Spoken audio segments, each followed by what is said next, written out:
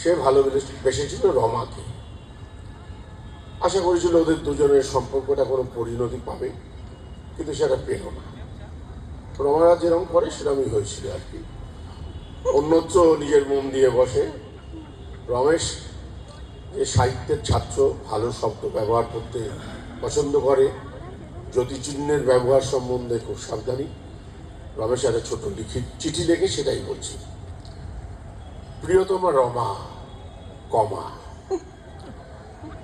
জীবনে দিয়েছ অনেক সুখ দুঃখের দোলন, সেমিকোলন। তোমার সঙ্গে ঘুরেছি কত মাঠ ঘাট, কত সিনেমা হল, কত পার্ক, এক্সক্লামেশন মার্ক।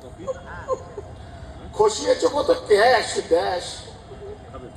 এখন বলছো আমাদের জীবন ভিন্ন, জিজ্ঞাসা চিহ্ন।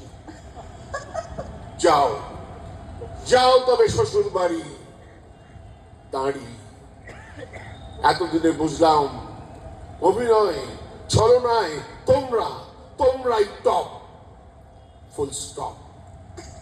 ইতি ইতি হতভাগ্য শ্রী রমেশ পাইন, আন্ডারলাইন।